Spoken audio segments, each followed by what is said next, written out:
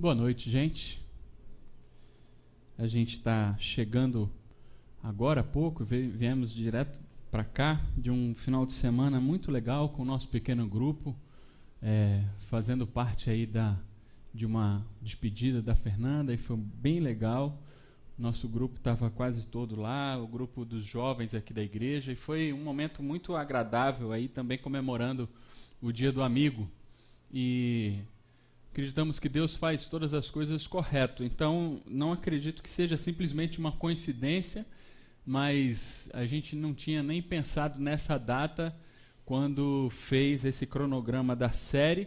E justamente hoje nós vamos falar sobre um tema que tem tudo a ver com essa questão da amizade, do Dia do Amigo, que é a questão da comunidade da notícia.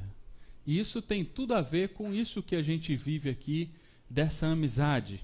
Então, antes da gente passar para o texto bíblico e entender um pouquinho sobre o que é essa comunidade da notícia, eu queria relembrar aqui com você o caminho que a gente percorreu até aqui nessa série. A série se chama A Grande Notícia, que é o Evangelho de Cristo, que é o próprio Jesus Cristo. A primeira palestra que nós tivemos aqui, você pode lembrar muito bem, foi a fonte da notícia. Nós falamos sobre Deus.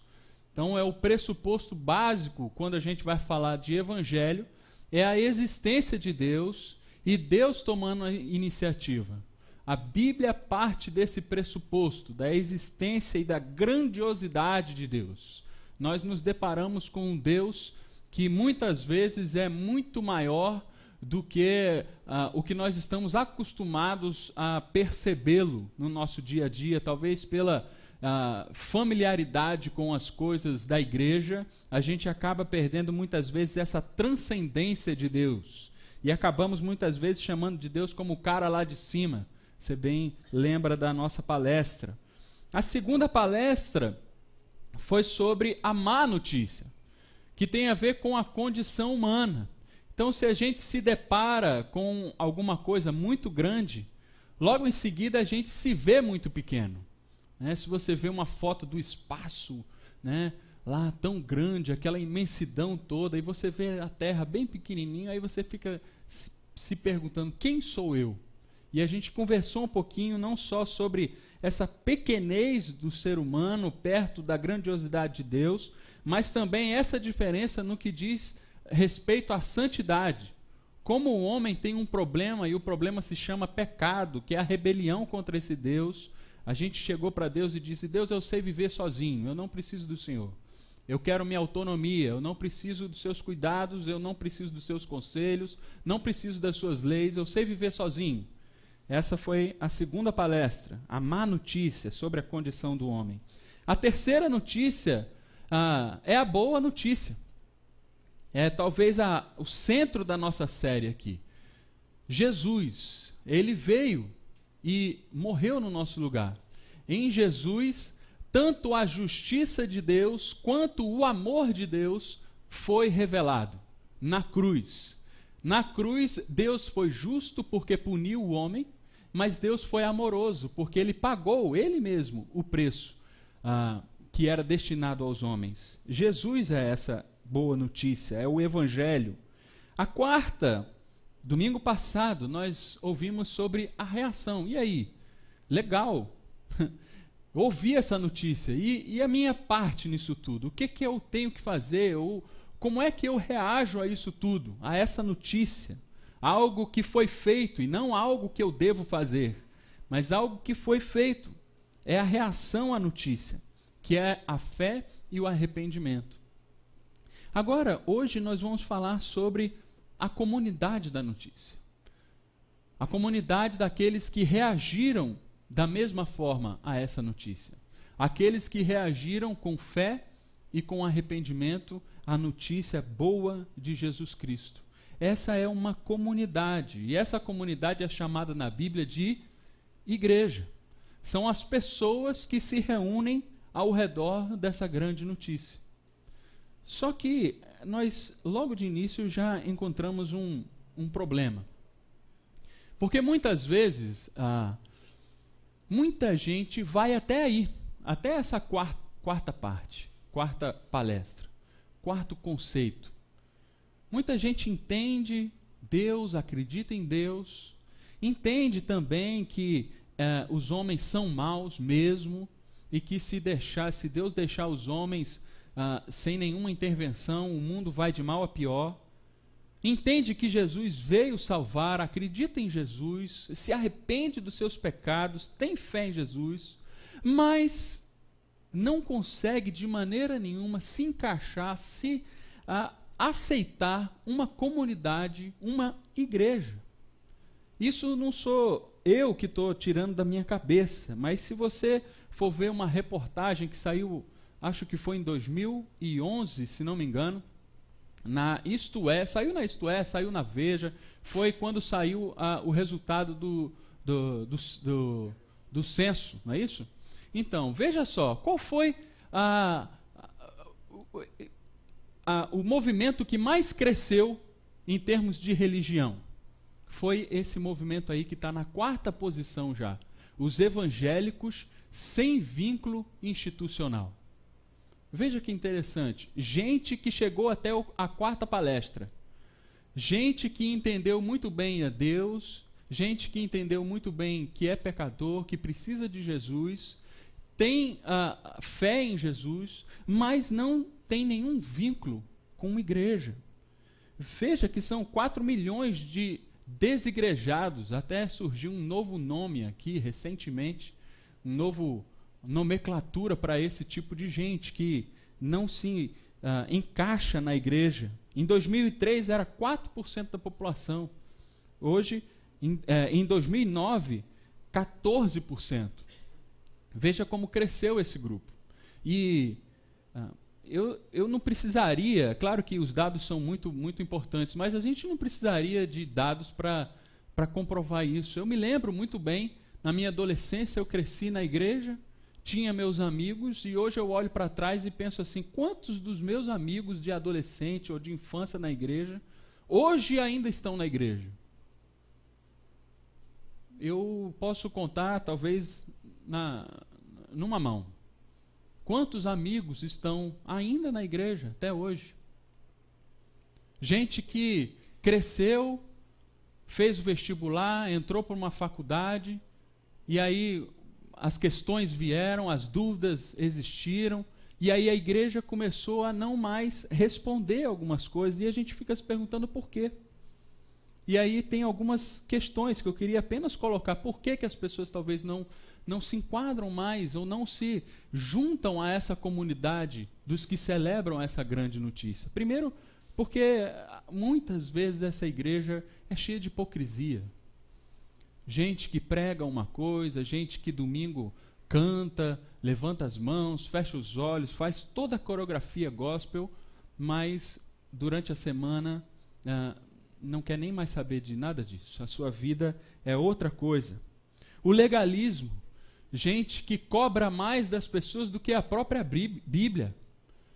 Uma vida que é muito além do que a Bíblia requer, ou que Jesus espera de nós. Legalismo. A falência dos púlpitos.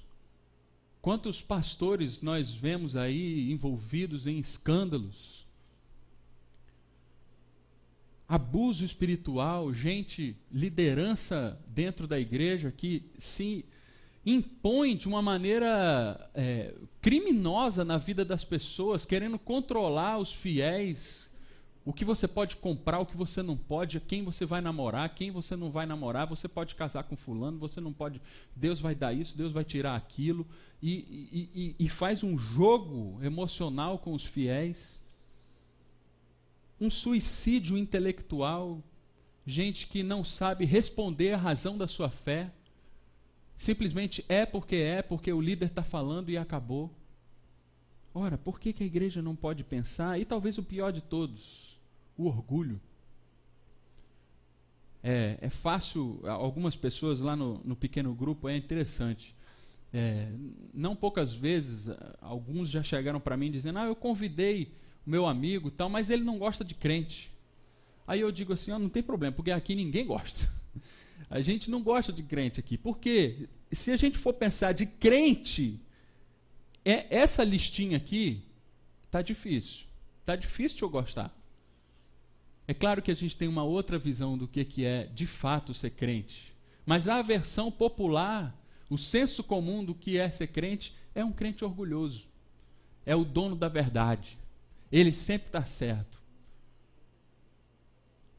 Talvez por isso a gente tenha enfrentado esses 10% aqui de diferença, né? Um movimento dos desigrejados. Gente que entende, que aceita Jesus, que foi salva, mas não está mais numa comunidade que celebra essa grande notícia. E aí a gente pode entender o que disse Gandhi, né? Gandhi disse assim: olha, eu gosto muito do seu Cristo, mas o que eu não gosto é dos cristãos. Gosto do Cristo, eu até entendo a mensagem do Cristo, mas eu não gosto dos cristãos. Eu não gosto dessa comunidade. E aí eu queria então, por conta disso, trazer um texto que fala da origem dessa comunidade que celebra o Cristo. Eu quero que você abra sua Bíblia lá em Atos. Atos capítulo 4.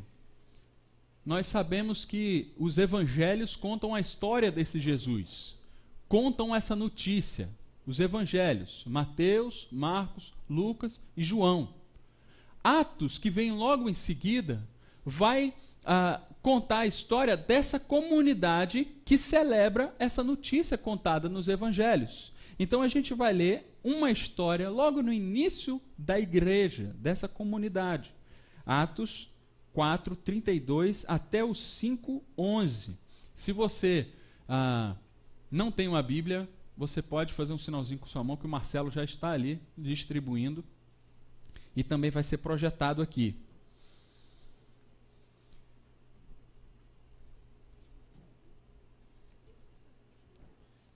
O texto vai dizer o seguinte, veja só. E era o coração e a alma da multidão dos que criam. E ninguém dizia que coisa alguma do que possuía era sua própria, mas todas as coisas lhes eram comum. Os apóstolos davam com grande poder testemunho da ressurreição do Senhor Jesus, e em todos eles havia abundante graça. Não havia, pois, entre eles necessitado algum, porque todos os que possuíam verdades, né? Eu acho que está... Verdades... Herdades? Ah, sim, é porque eu estava lendo na outra versão. Herdades ou casas, vendendo-as, traziam o preço do que fora vendido e o depositavam aos pés dos apóstolos. E repartia-se a cada um segundo as necessidades que cada um tinha.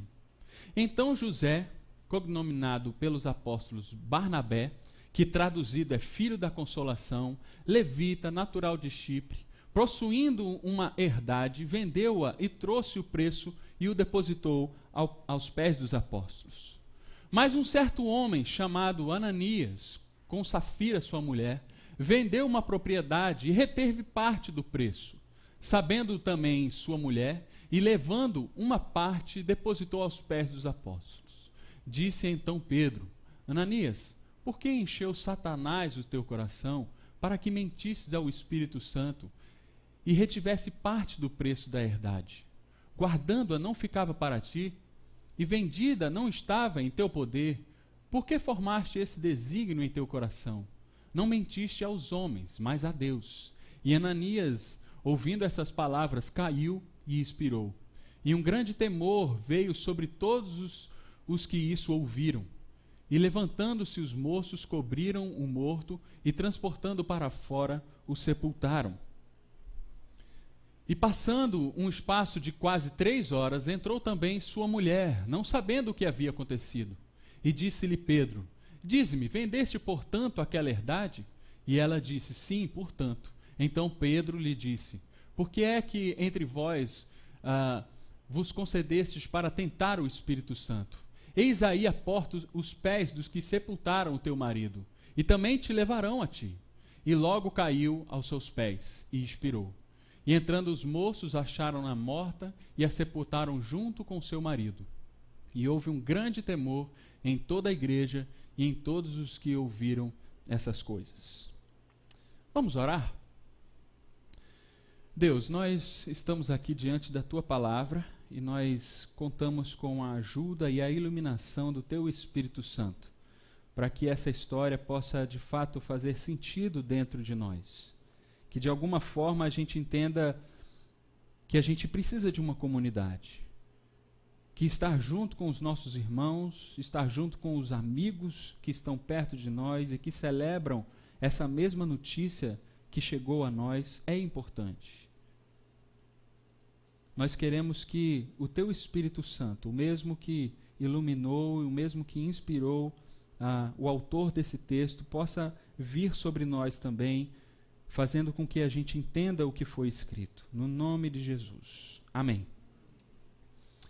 O texto que a gente leu começa com um versículo. Ele começa assim: e era o coração e a alma da multidão dos que criam. Veja que interessante aqui. Nós temos os que criam, aqueles que entenderam a notícia e que tiveram fé e arrependimento como reação a essa notícia. E nós temos uma comunidade, porque os que criam estavam juntos e unidos num só coração e numa só alma. Nós temos então uma unidade, uma união em comunidade, e nós temos também a fé em Cristo. E a igreja, na verdade, está no meio disso tudo. Ou seja, é fácil a gente encontrar por aí uma união em comunidade, sem fé em Jesus. Nós podemos ter aí vários grupos de afinidade, amigos, partido político que lutam por uma causa, que estão unidos, o povo nas ruas marchando, todos unidos, juntos, em prol de alguma coisa, gritando palavras de ordem, unidos em comunidade. E também, por outro lado, nós podemos encontrar aqueles que são os desigrejados, talvez, que têm a sua fé em Jesus, mas que não têm a união em comunidade. Para que haja, de fato, a igreja, aquilo que Jesus realmente intenciona no seu coração, é preciso ter as duas coisas. É preciso crer em Jesus e é preciso estar junto, num só coração e alma. Não tem como ter um separado do outro. É preciso que os dois andem juntos. É por isso que esse texto faz sentido para a gente, hoje aqui nessa série. Só que esse texto tem algumas dificuldades. Eu queria colocar para vocês algumas dificuldades que esse texto apresenta para a gente. Primeiro que essa é uma história que a gente até fica assim, caramba, que exagero, né? O rapaz mentiu, chegou na igreja, mentiu, e aí caiu no chão, morto, no meio da igreja, no meio do culto, o cara caiu morto, depois chega a mulher, mente também, e também cai morta. Só que, veja só, parece que esse texto incentiva para a gente uma religião do medo. Não minta o seu líder, não. Porque se você mentir, mente para o Clinton, para você ver, no meio do culto, vai cair fulminado aqui. A religião do medo. Depois, aparece aqui uma aparente falta de oportunidade de perdão. Aí o rapaz não teve nem tempo de, não, peraí, eu peço desculpa. Eu bato 3 vezes assim, calma. Né? Não teve tempo, mentiu, morto. Depois, é um milagre que acontece, mas normalmente os milagres na Bíblia aparecem, principalmente no Novo Testamento, com um benefício à pessoa. A pessoa curada, o morto ressuscita, né? Um benefício. Só que aqui não. O milagre que acontece traz um mal. E mais, a narrativa da história é uma narrativa altamente impessoal e num tom meio macabro. De repente ele caiu lá morto. E aí não faz nenhuma ressalva, infelizmente ele... Não, ele simplesmente mentiu, caiu morto. Totalmente impessoal, macabro isso. Parece, muitas vezes, esse texto, um texto do Antigo Testamento. A gente lembra do texto que o rapaz toca lá na arca, estava aliando, a arca estava caindo, e aí ele foi tentar ajudar, pegou a arca, só que caiu morto também. Parece um texto daquela religião do Antigo Testamento, do judaísmo, da lei. Só que aqui Jesus já tinha vindo, já tinha instaurado aqui um novo tipo de relacionamento com Deus. Por que essas dificuldades todas aqui aparecem aqui nesse texto? Se a gente pudesse resumir isso tudo aqui, a gente diria que a dificuldade maior desse texto é a aparente falta de graça. Parece que esse texto aqui não tem a graça que Jesus veio colocar, não é graça de engraçado, é a graça da teologia, a palavra teológica, graça. Mas, apesar de todas essas dificuldades do texto, eu espero que você não saia com elas no seu coração. Ela é palavra de Deus e fala para a gente, fala com o nosso coração. O que essa passagem fala para a gente? Eu acho que ela revela, em primeiro lugar, que nem a igreja primitiva era perfeita. Nem a igreja primitiva era perfeita. A gente pode pensar muitas vezes, né, que a igreja hoje se desvirtuou totalmente do que era no princípio. Na verdade, a igreja perfeita é aquela lá de Atos, a igreja que não tinha problema nenhum. Se a gente pudesse viver como vivia a igreja de Atos, tudo perfeito. Ora, esse texto é um texto que mostra para a gente que até em Atos, até na igreja primitiva, a igreja não era perfeita, gente. E aí, muitas vezes, esse discurso das pessoas que não gostam muito da igreja, de se envolver na igreja, é esse, porque a igreja é perfeita, só tem hipócrita, é gente que engana os outros, é pastor que pede dinheiro. Não existe outra igreja, é essa, com todas as suas falhas. Foi por essa igreja que Jesus morreu. Jesus sabia que a igreja seria falha. E é por isso que ele está, de alguma forma, e esse texto mostra isso, trabalhando na sua igreja. Esse texto mostra o trabalho do Espírito Santo mexendo na sua igreja. Para a gente entender um pouquinho do texto, vamos pegar a estrutura. A gente leu 3 partes de uma única história. A primeira parte é o capítulo 4, do 32 ao 35. Essa parte aqui vai contar para a gente um resumo de como vivia a comunidade. Ela vivia num só coração e alma, você pode acompanhar na sua Bíblia se você tiver aí. Ela vivia sob a liderança dos apóstolos e ela tinha uma interdependência econômica. A segunda parte vai contar para a gente um bom exemplo, o exemplo de Barnabé. A gente tem até uma musiquinha, né, do Barnabé, que fala como ele era um homem bom, um diácono bom da igreja lá de Atos. E o capítulo 4, 36 e 37, 2 versículos, vai contar para a gente como é esse bom exemplo. Como é que dentro dessa comunidade tinha pessoas boas, como Barnabé, que vendeu o que tinha, era um homem rico, vendeu um terreno e doou ali o valor aos pés dos apóstolos ali de Pedro. E aí no 5, a gente entra no capítulo 5, e aí entra o mau exemplo, do 1 ao 11. É o exemplo de Ananias e Safira, um casal. Então nós temos um resumo de como vivia a comunidade, nós temos um mau exemplo, um bom exemplo de Barnabé, e nós temos um mau exemplo de Ananias e Safira. É importante a gente entender que essa história é uma história emblemática. A igreja estava começando, estava no início, na sua gênese. Era o iniciozinho da igreja, ainda não existia muita experiência nem dos apóstolos, nem dos crentes, dos discípulos que Jesus fez. Não existia ali como é que é esse negócio de ser igreja. Não existia muito isso. Então essa história se torna de alguma forma didática e emblemática para mim e para você.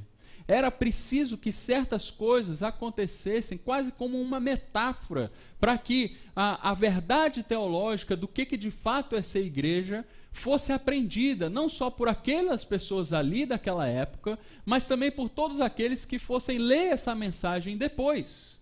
Foi por isso que foi escrito aqui em Atos isso, para ensinar o restante das igrejas como é de fato de ser igreja e como é sério esse negócio de ser igreja. Mais um pouquinho da estrutura do texto. A gente encontra aqui um grande contraponto.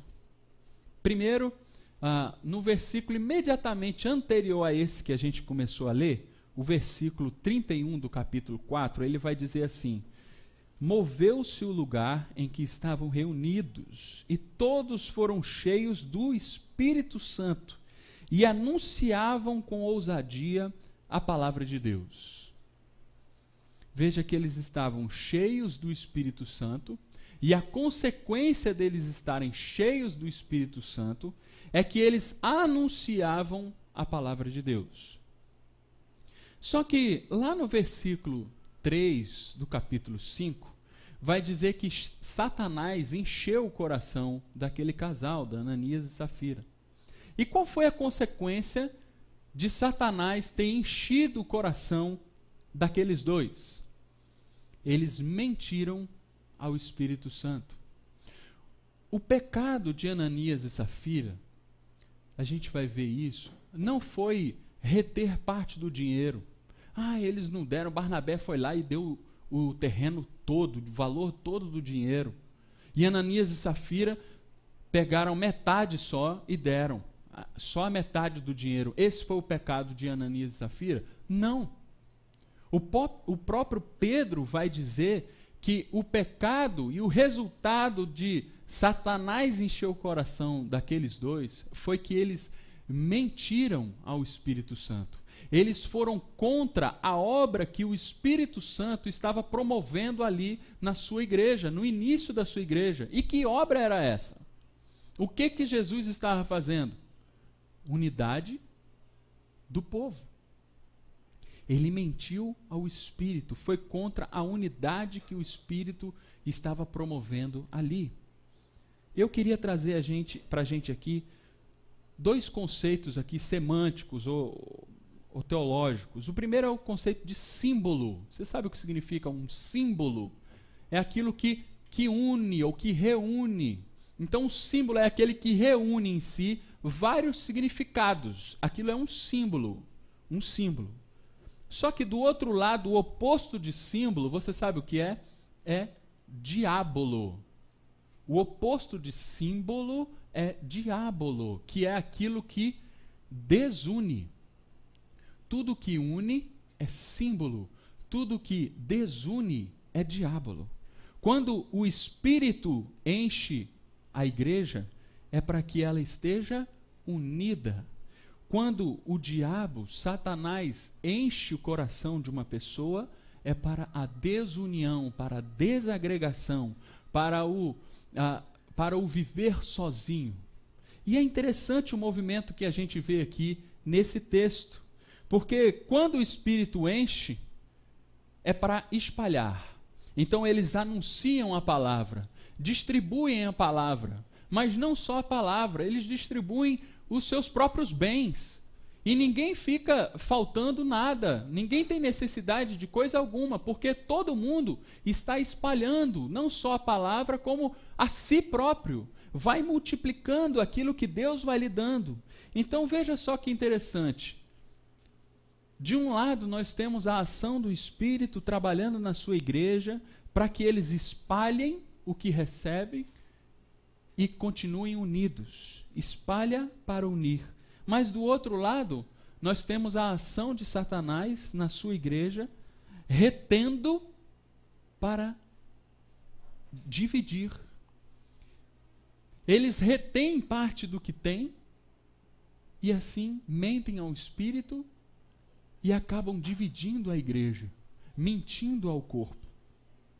Nós temos o símbolo e nós temos o diábolo. Como é então que essa igreja, essa comunidade da notícia vive? A partir dessa estrutura desse texto. Como é que, de fato, a comunidade que recebeu essa notícia deve viver? O texto vai dizer que da multidão dos que creram, era um coração e a alma. Depois ele vai dizer que ninguém considerava exclusivamente sua nenhuma das coisas que possuía. Tudo, porém, lhes era comum. Eu vejo que esse aqui é um resumo do que acontece depois, em todo o texto. E como é que a igreja vive.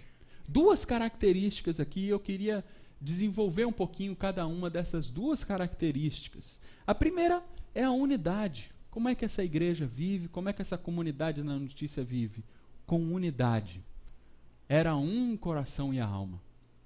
E a segunda característica é a mordomia. A mordomia. E aqui a gente vai entender um pouquinho sobre esse conceito de mordomia. Falando um pouquinho desse primeiro, então, da unidade, a gente pode perceber que até aqui o texto está focado sempre no grupo. Essa primeira parte, a gente vai ver que ela está toda no plural. Se refere sempre à comunidade como um todo. O capítulo 4, o foco é sempre a comunidade. Só que aí chega o capítulo 5 e aparecem aqui dois personagens, Ananias e Safira, que não têm o foco na comunidade. Eles têm o foco em si mesmo, no indivíduo. A gente percebe aqui e se lembra daquela ilustração do elefante. Eu não sei se vocês conhecem essa ilustração do elefante. Uma tribo indígena foi caçar e foi um grupo todo para caçar e eles acharam ali um elefante, conseguiram pegar o elefante, queriam trazer o elefante para a tribo e estava todo mundo feliz da vida porque mataram um elefante, tinha comida para o mês inteiro na tribo e pegaram o elefante, todo mundo voltando, gritando, feliz, gritando elefante é nosso, e gritando e voltando com ele, carregando, todo mundo fazendo esforço ali, o elefante é nosso, e aí carregando e puxava, cada vez que eles puxavam aquele peso todo, eles gritavam, o elefante é nosso, até que uma pessoa, desconfio que o nome dela era ou Ananias ou Safira, um dos dois gritou assim, o elefante é meu, e aí no momento em que ele gritou, o elefante é meu, o que aconteceu? Os outros todos, então não é meu, eu tiro, carrega sozinho, pode carregar. Tirou o foco do grupo e botou em si mesmo. Tirou o foco da comunidade e colocou em si mesmo. Aqui o capítulo 5 é esse que grita assim, o elefante é meu. Aqui Ananias está dizendo assim, olha, está tudo muito bom, tudo muito legal, mas o elefante é meu. E a gente percebe que a comunidade e a igreja é como uma árvore. Veja só que interessante. Nós temos aqui algumas ilustrações para descrever o que é essa comunidade. É como uma árvore. Quando você corta um galho de uma árvore, o que acontece com o galho? Ele morre, não é verdade? E a árvore? Continua viva, continua gerando seus frutos, continua do jeito que ela estava. Vai nascer um outro galho, só que o galho vai morrer. Se a gente pegar uma fogueira, se a gente pegar ali uma brasa que está queimando ali, vários tocos ali queimando, e a gente pega uma brasa daquela e joga fora da fogueira, o que vai acontecer com aquela brasa que estava vermelha, pegando fogo? Vai se apagar. Aos pouquinhos ela vai se apagar. E a fogueira vai continuar queimando. Vai continuar queimando. Se a gente pegar o corpo humano, se você cortar um dedinho, jogar o dedinho fora, o que vai acontecer com o dedinho? Vai morrer. E a pessoa? A pessoa vai virar presidente. Não tem problema com o corpo. Você vê que a pessoa pode até virar um presidente sem o dedinho. Mas o dedinho pode fazer alguma coisa sem o corpo? Não. Essa é uma ilustração para a gente simplesmente imaginar assim, ora, por que Ananias e Safira tiveram que morrer? Lembra que essa história é emblemática para ensinar a igreja as verdades teológicas acerca da igreja e dessa comunidade. Por que eles morreram? Porque eles são galho. Ele não é a árvore inteira, ele é galho. E quando diz assim, olha, eu não quero mais ficar na árvore, eu quero sair da árvore, eu quero mentir à árvore, eu quero ir contra aquilo que a árvore está produzindo, o resultado lógico é que ele morra, é que ele esteja fora, é que a vida não esteja mais nele, é que a chama se apague, é que o dedinho apodreça. Não há como existir vida nessa comunidade se há mentira. Por quê? Não é só uma questão de opção, eu quero me envolver na igreja, eu não quero me envolver na igreja. É uma questão existencial.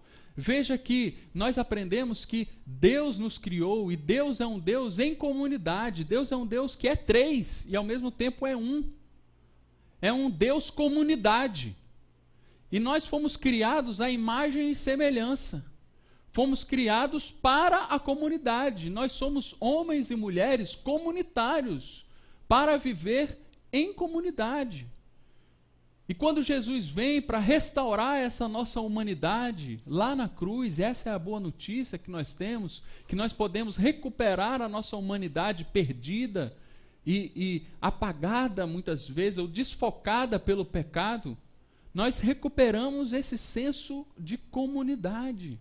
A igreja é essa resposta existencial ao homem de viver em comunidade. Sabe o que a gente aprende aqui nessa primeira característica da igreja? É que na comunidade da notícia, ou se vive em unidade, ou não se vive. Não tem como viver sem ser em unidade. Uma igreja desunida não é uma igreja, não é a comunidade da notícia, é outra coisa qualquer. Mas aqueles que creem em Jesus, que se arrependem, que têm fé em Jesus e vivem em comunidade, precisam estar unidos num só corpo. Porque fora dessa união não há vida. É o galho que quer viver sem a árvore. Não há vida.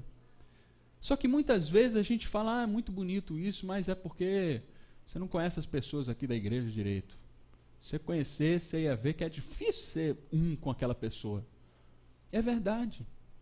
Todos nós somos falhos, inclusive a igreja de Atos é falha. Tem aquelas pessoas difíceis, é verdade. Só que nós precisamos ultrapassar essa barreira da decepção. É o que diz aqui o Dietrich Bonhoeffer, um teólogo alemão. Ele vai dizer sobre essa união e como é que a comunhão de fato começa a existir quando a gente se decepciona assim com as pessoas, mas nem por isso deixa de ser um. Veja só o que ele diz aqui. A grande decepção com os outros precisa nos vencer. Deus não permite que nos entreguemos àquelas experiências embriagadoras, a essa euforia que nos assalta como um êxtase. Pois Deus não é o Deus de emoções, mas da verdade. Somente a comunhão que passa pela grande decepção com os seus maus e desagradáveis aspectos começa a ser o que ela deve ser diante de Deus. A decepção com a igreja, com as pessoas, ela deve existir. É o que o Francis Schaeffer, o Dietrich Bonhoeffer está falando aqui para a gente. Ela deve existir. E quanto antes isso acontecer, melhor para você.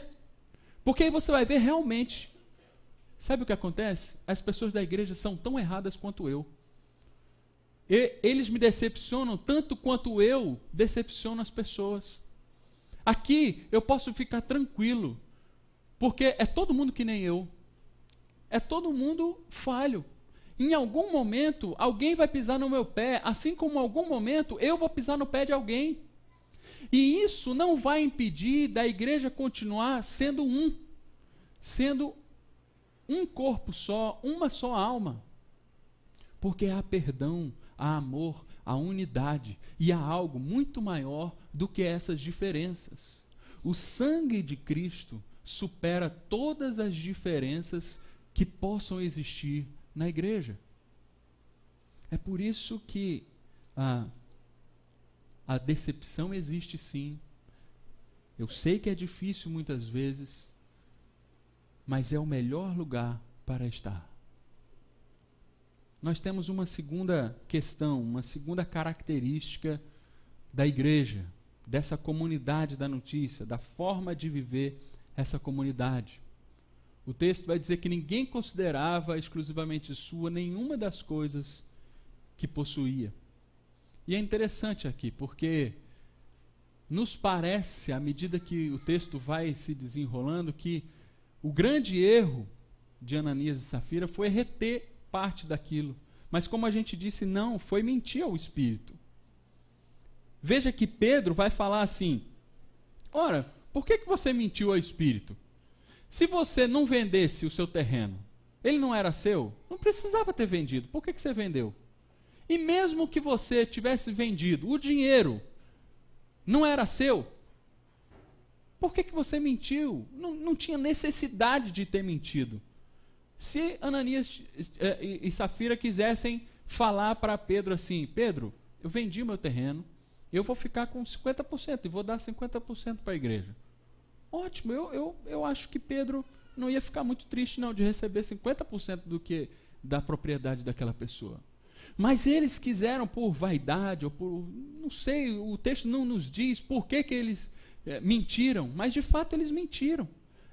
Reteram parte do valor e deram a outra falando: esse é o preço total do terreno.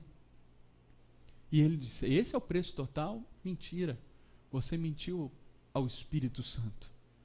Veja que a entrega não era obrigatória, mas ela deveria ser integral. E quando eu falo aqui a entrega... Ih, rapaz, essa é difícil de falar isso. Entrega integral. Isso aí. Ela deve ser integral no sentido de ele inteiro, como pessoa, deveria estar entregue à comunidade e a Jesus Cristo. Não só o seu dinheiro. O dinheiro somente é muito pouco do tudo que nós somos. A entrega tem que ser total. Tem que ser total. Essa é o conceito de mordomia. Então, se você estava pensando assim, mordomia, aí, rapaz, a igreja é aquele grupo de pessoas que vive no bem bom, né? Cheio de mordomia, a igreja. Não, o conceito de mordomia na Bíblia é esse aqui: olha, eu administro o bem de outro. Sabe uma lição que a gente pode aprender com essa história, com essa morte tão dramática no meio do culto da igreja? É que até o ar que a gente respira não pertence a gente. E o dono desse ar, se quiser tirar o ar da gente, ele tira num estalar de dedo. Que tudo que nós temos, a nossa saúde, nossa família, nosso dinheiro, nosso trabalho, tudo que nós temos não é nosso. Nós somos mordomos, nós administramos os bens de outro, que é Deus. Deus é o dono de todo ouro, de toda prata, de tudo que existe. Ele é o criador e o mantenedor de todas as coisas. Ele é dono de tudo isso. Nós somos apenas mordomos, administramos em seu nome. E por isso temos que fazer bem. Temos que fazer para o bem, para a honra e glória do seu nome e para o bem da comunidade, dos outros. Veja que interessante, uma consequência disso. A consequência de entender que nada é nosso e é de Deus, de que nós somos mordomos, é isso aqui, olha, que pouco é suficiente se for tudo. Lembra da viúva pobre? Quando entregou ali 2 moedinhas, era tudo que ela tinha. Para Jesus, suficiente. Mas e aqueles outros que entregaram um saco cheio de dinheiro, muito mais do que 2 moedinhas? Não foi nada, porque para aquelas pessoas era pouco. Para os ricos, entregar muito dinheiro é pouco, é nada. Para Jesus é nada, porque o que interessa para ele é nossa vida inteira. Por isso, pouco é suficiente se for tudo que você tem. Mas muito é nada se for o pouco que você tem. Veja só, a segunda lição que a gente tira sobre o modo de viver dessa comunidade. Na comunidade da notícia, ou se entrega todo, ou não se tem nada. Interessante que não é se entrega tudo o que você tem, mas é todo, o seu ser todo. É você por inteiro. Tempo, dinheiro, saúde, envolvimento, emoções, família, trabalho, é tudo que você tem, tudo que você é, nas mãos de Deus, envolvido nessa comunidade. É por isso que essa comunidade não pode ser apenas mais um item na sua agenda. Nós temos lá academia, trabalho, estudo, pós-graduação, e etc, etc. E aí mais um item ali, no domingo tem a igreja. A igreja não é isso, gente. A igreja é o seu envolvimento todo, é aquilo que você é. Você é parte dessa comunidade da notícia. O seu dinheiro é pouco. Mesmo que seja tudo que você tem no banco, é pouco. Porque você é muito mais do que o dinheiro que você tem. E o que Jesus está interessado é no seu coração e não no seu bolso. É o seu coração. O bolso, as mãos, a cabeça, vem junto. É a consequência de estar imerso nessa comunidade. Mas primeiro precisa vir o coração, precisa entender que é você todo inserido. Veja só o que Victor Hugo vai dizer aqui para a gente, num poema dele, que tem até uma música inspirada, acho que é do Barão Vermelho, inspirada nesse poema. Desejo outrossim que você tenha dinheiro, porque é preciso ser prático. E que pelo menos uma vez por ano você coloque um pouco dele na sua frente e diga, isso é meu, só para ficar bem claro quem é dono de quem. Para que você entenda que o dinheiro não é o seu Deus. O dinheiro não é o seu dono. Quem é o seu dono é esse que te perdoou, que se fez homem no seu lugar. É Jesus Cristo, a boa notícia. Esse é o seu Deus. O dinheiro, precisamos ser práticos. Faz parte da nossa vida. Mas ele é um instrumento de Deus na nossa vida. E nós somos administradores, mordomos. Para a gente concluir então, como é que vive essa comunidade da notícia? Duas características, deixa eu ver se você lembra. A primeira, unidade. A segunda, mordomia. Então, vivendo em união não utópica. Nossa união não é aquela euforia, como diz o Bonhoeffer, mas é uma união prática, que sabemos que muitas vezes vamos nos decepcionar uns com os outros, mas mesmo assim vivemos ainda em união. E segundo, a gente se entrega como mordomo para a comunidade. Tudo que tenho é da comunidade, é de Deus. E eu sirvo a comunidade e aqueles que Deus coloca como necessitado perto de mim. É preciso que eu tenha olhos e ouvidos atentos para ouvir aqueles que Deus manda para mim como necessitado. Domingo passado, o Clinton, se não me engano, passou o videozinho dessa grande pérola preciosa. Quem estava aqui viu. Como é que tudo é de Deus. E às vezes ele manda algumas pessoas que podem precisar do nosso carro, uma carona, alguma coisa. Ele pode precisar, muitas vezes. Para a gente encerrar, o último versículo que a gente leu vai dizer que houve um grande temor em todos aqueles que ouviram essa notícia, a notícia do que tinha acontecido, tanto na igreja como fora da igreja, em todos os que ouviam aquela mensagem. E quando essa notícia chega aos ouvidos das pessoas, a gente pode se perguntar assim, como é que essas pessoas ouviram? Ouviram como uma boa notícia ou ouviram como uma má notícia? Imagino que aqueles que fazem parte dessa comunidade, que abraçam essa comunidade, podem ouvir essa história, que muitas vezes é uma história de aparente falta de graça, como uma grande graça de Deus para a sua comunidade, que permanece unida e que nada impede a ação do Espírito de fazer permanecer essa união na igreja. nada nem ninguém atrapalha o Espírito. O Espírito conclui a sua obra de permanecer unido. E quem está nessa igreja vai entender como uma excelente notícia.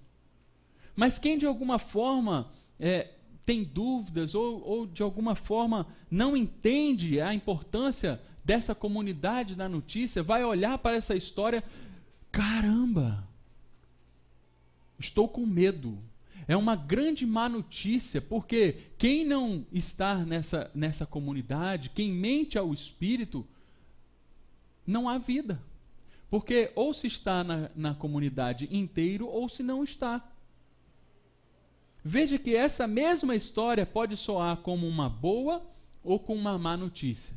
Eu lembro muito bem, quando eu era pequeno, na igreja tinha uma musiquinha que era assim, a porta é uma só, porém dois lados há, dentro e fora, você aonde está.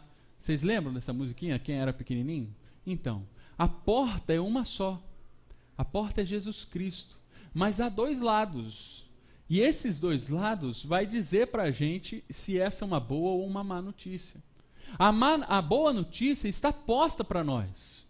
Há uma boa notícia, há perdão, há salvação.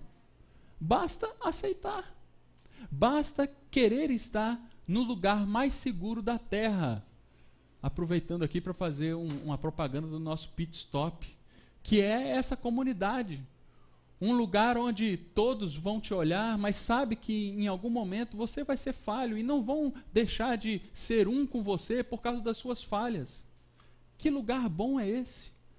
Que eu posso ser quem eu sou de fato, junto com as minhas falhas, eu sou aceito assim. E que lugar bom saber que as pessoas são mordomos para mim e me servem. E eu tenho também a oportunidade de servir a outros. De alguma forma eu sou útil a outras pessoas. E as outras pessoas também são úteis a mim. Que lugar maravilhoso, um lugar seguro para eu estar. Essa boa notícia está posta para mim e para você. Que a gente saiba, de fato, construir esse lugar. Essa igreja, essa comunidade que recebe a notícia. Para a gente refletir um pouco. Você já passou pela saudável fase da decepção com alguns irmãos? Como é que você reagiu? Será que você reagiu da mesma forma que Cristo ao se deparar com um erro que você mesmo cometeu? Nosso alvo é sempre a reagir como Cristo reagiu. Será que quando quando alguém pisa no nosso pé, quando alguém nos magoa, a gente reage da mesma forma que Cristo reagiu quando nós magoamos a Cristo? Como é que Cristo age? Como é que você tem reagido a essa igreja, a esses irmãos? Como é que você tem lutado para permanecer em unidade, com um só corpo, uma só alma, juntos? E segundo, quanto significa o que você tem doado à comunidade? Eu não estou querendo saber aqui quanto que você dá de dinheiro, ou se dá, se não dá, isso não interessa aqui para a gente. Mas o quanto de você tem dado a essa comunidade local? Quais as suas oportunidades para aplicar aquilo que você tem a favor de outras pessoas? Quais são as oportunidades que você tem para ser mordomo de Deus? Para servir aos outros? Quais são essas oportunidades? Fique atento a essas oportunidades. Que Deus nos ajude a ser essa comunidade, a comunidade da notícia, que a Igreja Libertas, a comunidade Libertas, seja um pedacinho desse lugar, dessa comunidade, onde há união, sim, e onde há mordomia, onde todos nós somos mordomos de Deus. Que Deus nos abençoe e nos ajude. Vamos orar?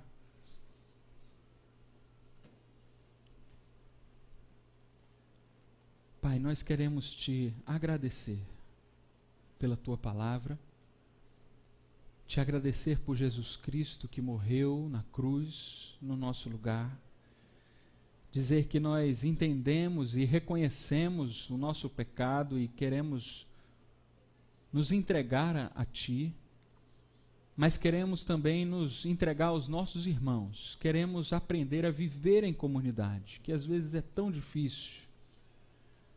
Mas nós queremos sim, Deus, entender que esse é o Teu propósito, que ninguém consegue viver sozinho. Entendemos que a igreja é fundamental no nosso desenvolvimento e na relação com o Senhor, e nos ajuda nesse crescimento espiritual. Que o Senhor nos perdoe por tantas vezes que nós fomos contra essa comunidade, contra essa unidade, que não usamos daquilo que somos, daquilo que temos em favor da comunidade.